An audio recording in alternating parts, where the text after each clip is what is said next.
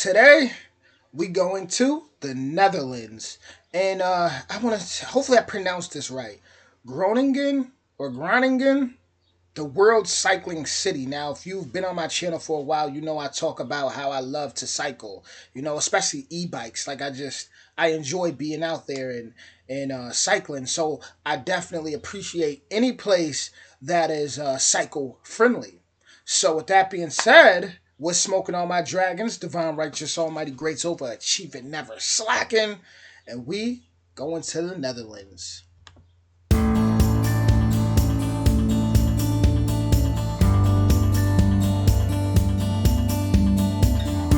really don't have no car because I don't like car. I hate cars. I love my bicycle. You sound like me a little bit. Very easy. You go all around.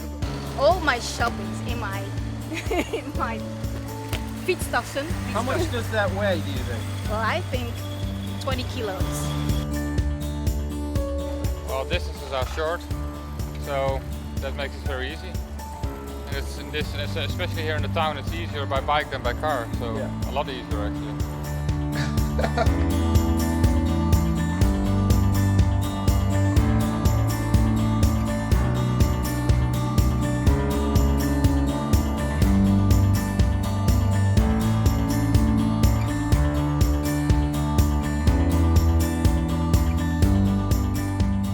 Okay, well, now we are in Groningen. I live here from 1979, so quite a long time. Groningen? It's a town with 190,000 inhabitants, and 50,000 of all the people here are students. And so we've got a lot of young people in this town. This is, or was, a fortress town for 1,000 years. This was the town that guarded the routes into Germany. Okay. It's the fortress of the north. Consequences of that, and the city was contained within the military fortifications until very late in the 19th century. So there is no sprawl.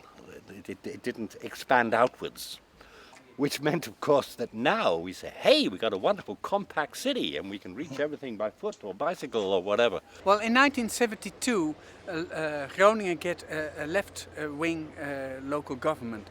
And that's the start of I think, the bicycle culture. A small group of young, enthusiastic, left-wing, ideological people and said, right, we're going to change everything radically. And one of the things they picked on was transport. And in September 1977, they introduced the traffic circulation plan, which means that the city center was diverted in 4 different quarters. And that means that cars couldn't go from one quarter to the other quarter. They have to go around the city center. But cyclists, buses, pedestrians, they can go through. You put a ring road around the inner city. You prevent traffic crossing the inner city. You divide it into sectors. You pedestrianize the center. You move all your car parking out to the edge. You have park and ride schemes, etc., etc., etc. But if you're making a journey inside the city, then you can start and finish in a different part of the city and take a direct line between the two. But if you go by car, you have to take a detour. This is not really an anti-car measure. What this is making the neighbourhoods where people live more pleasant and making cycling into a viable option. And everyone said, it can't work. This is impossible. The shopkeepers said, we'll leave the city immediately. No, everyone must park in front of our door, otherwise we will lose all our business. And then, wonder of wonders, the world didn't collapse. The shops didn't leave the city. The police found, yes, people could learn how to handle this plan. People adapted to it. And that was, as I say, 1977. In the last couple of years, the area of calming traffic has increased. So nowadays, it's just normal that you go on the bike to the city center.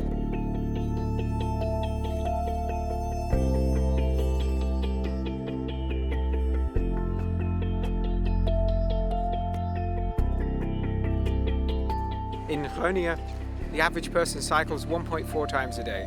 Okay, so that's how it goes. 10 times a week, people ride a bike somewhere.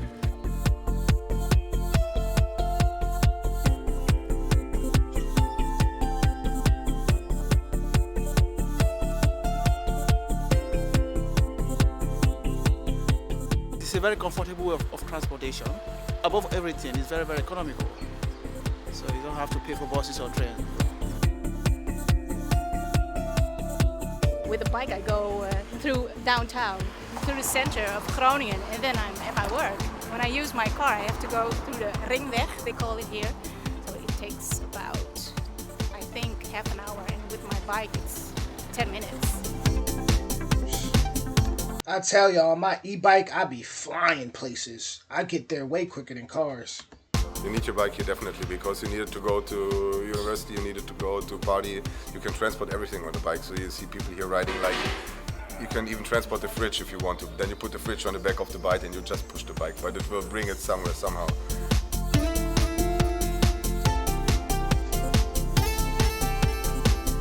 We are at the central station of Groningen. We call it Hoofdstation, main station. And we've got 3 different places where you can park your bike. Now we're just in front of the what we call Stadsbalkon, town balcony you can call it, with a free parking place for around about 5,000 bicycles. It's free, you don't have to pay, but people are looking after it, so it's a kind of a guarded bicycle park. All the places have got a sensor. The Stadsbalcony is diverted in different areas, A, B, C, D, E, F, G. When you see the sign over there, it shows you how much places are still free. But the one over here on the right hand side, that's the formal bicycle parking, which is a guarded one. You have to pay for it, just for a day ticket, a month ticket, and it's open till the last train arrives in Groningen around about 2 o'clock at night. And then we farther back, we've got what we call a bicycle flat, which is free, but is nobody who looks after it. And on the south side of the station, there are also parking places. So the total amount of bike parking facilities is around about 10,000. And in the weekend, it's all full. That's an OV-fiets. That's the shared bicycle system in the Netherlands. And you can pick up those bicycles at, I think it's 340 stations now around the country. And so it's probably the biggest bike share system in the world now. It's intended for people who've used public transport. So the idea is that if you have cycled to the railway station in your own town, and then you've taken the train, and then you can use one of these bikes at the other end as the other part of your commute. Why ride a bicycle? Because it's much easier than taking the bus, and the car is way too expensive to have in the city. I mean, the infrastructure is great, there's bicycle lanes everywhere. So, yeah, that's basically the reason I ride my bike everywhere. But I have to go, so good luck filming.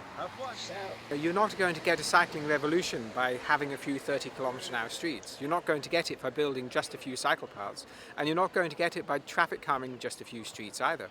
You have to do everything, and you have to do it everywhere. You never have to ride more than a few hundred metres from your home in the Netherlands in order to find yourself on a facility of such quality that you will be happy to cycle on it, and you'll be happy for your children to cycle on it.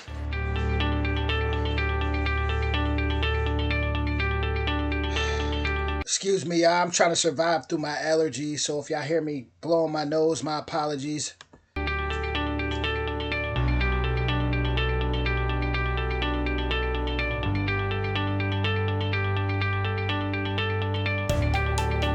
We've tried to make new areas around the town within a boundary of, say, 5 till 7 kilometers. And not that we've spread all the new areas far away from the town center. Out of a point of a compact city and the mobility aspects, it's much better taking the bike or walk into the town instead of using the car. And this bridge is one of the projects which give you the opportunity to use the bike or go on your feet to the shops which are on the other side. So it's a very easy and quickest way to go from the new area over here and to go to the area down there. Not using your car, but go on the bike. Employers must submit to the local authority a plan, a scheme, a set of ideas. What are they doing in order to encourage their employees not to use motor cars? And this can come in all sorts of forms. It could be they do no more than put in some covered bike parking and some showers or lockers. But some places have offered free public transport, others have offered a bonus to people that say they're not using their motor cars. So the idea is to discourage parking. This IKEA is one of the largest in the world. It's the largest this side of Berlin. So there is also a lot of car parking. But the cycle parking here is still quite generous. Here you can see there's a special cycle path just right into the entrance. We go straight on and we cycle just right into the shop. Although it's summer, as you can see how much people are using the bike going to the IKEA. So I presume that maybe in the next couple of years they will put some more. This is the parking place for the employments of IKEA.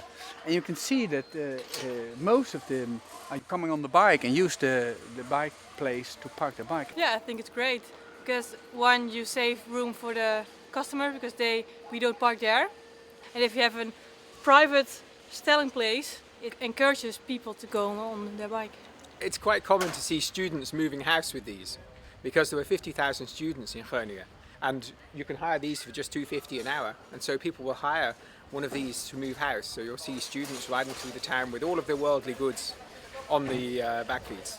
We're growing up with the bicycle. When you are 3 years old in Holland, you learn how to bike. Wow. And it's easy, you are quick everywhere. I used to go on bicycle.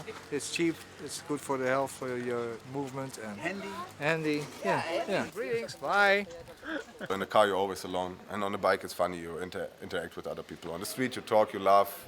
You can even study for an exam on the way to the campus if it's necessary. You can go all around with the bicycle. You can go there, you can go there. With car you can't do that. You can't park here, you can't park here. Or you can get fined by police, yeah? Oh, it's an oar. So one thing you'll find that's very apparent when you're here is that it is almost completely silent. This is the quietest city that I've ever ridden a bike in or been in. For example, this street, you could stand in the roadway for minutes at a time without seeing a car. The reason why it's pleasant to cycle here is because the infrastructure removes conflicts. And so you don't have people cycling in close proximity to fast cars or large trucks, not terribly often anyway. We have to have deliveries to a centre like this, but we don't have through traffic in a place like this. And so this is relatively peaceful. And by having the street as a street mainly for bicycles, as this is, we have enormous numbers of people using the street and able to get to the shops. We can make the whole place look more attractive.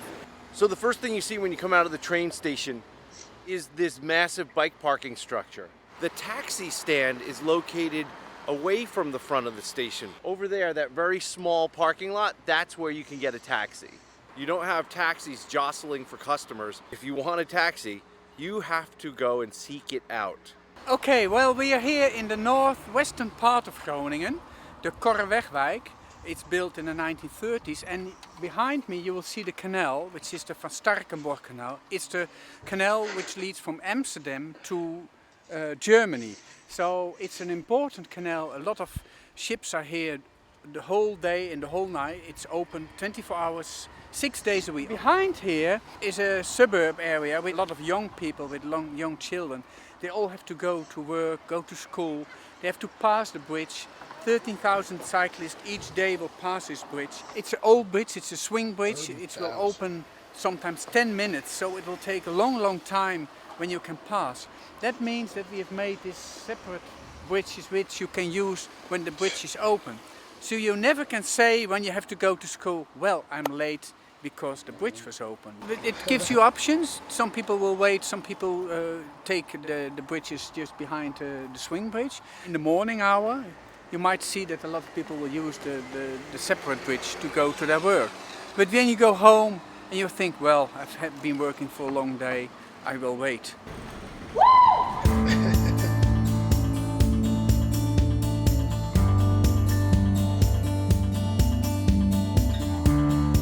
There are so many things that have been done to improve livability here in Groningen. As you have seen, everything is attainable by bike.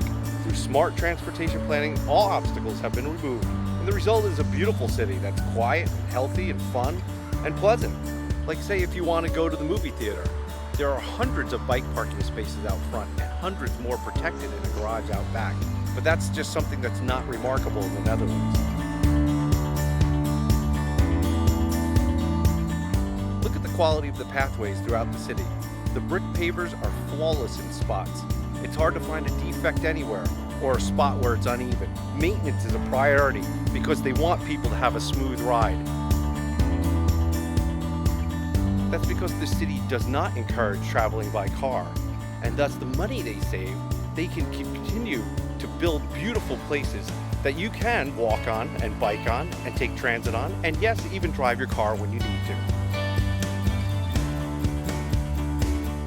And a bicycle isn't considered to be a strange toy. It's not a sporting object. It's a simple method of transportation. You don't think about cycling any more than you think about your feet when you're walking. Well, we came here because we looked for the best place in the world to cycle, and therefore we ended up looking at Groningen, because when you've looked at everywhere that there is simply nowhere quite like this.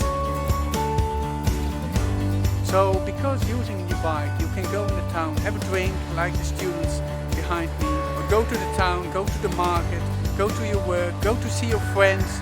So it's a mode of transport which keeps you alive.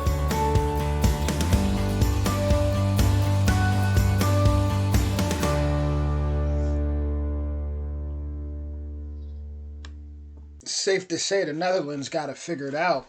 I'm just happy I survived the video. You know, I'm suffering through these allergies, guys. I apologize. I don't know what's going on. And it's like most people I know that don't even get allergies. This year they've been getting them real bad. I don't know what's being sprayed in the air. I don't know what's going on. But that video was extremely beautiful for someone that loves to cycle. I love to see it. I didn't see any e-bikes, which, you know, that's cool too. People are getting their exercise in. You know, even though e-bikes, I know some people think, well, it makes people lazy. No, you can turn it off and you can pedal it like a bike. But if you need to get somewhere way across town, you know, it definitely comes in handy.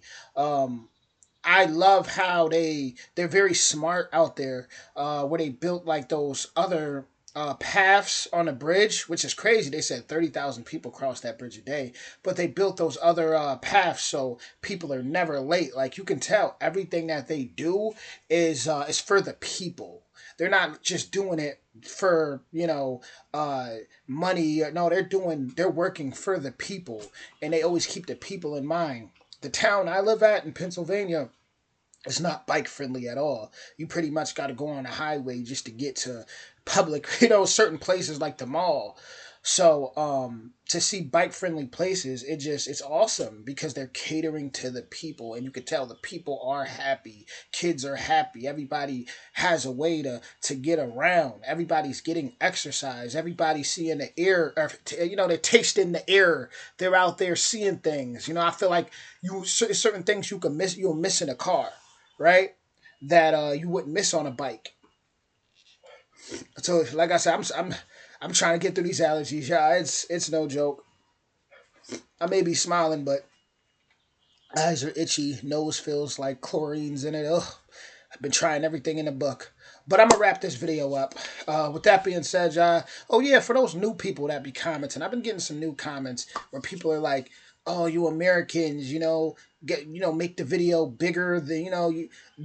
Stop showing your face so much. It's like, stop going on people's channels. There's so many channels out there that you can find that works in your favor. Stop going and commenting nasty things or on people's channels. It's their channel, right? Karma's going to hit some of you guys really, really bad, and it's going to be unexpected. Stop doing that. Spread good energy, spread joy, spread love. And if you don't appreciate how somebody makes their videos, then there's tons of people out there.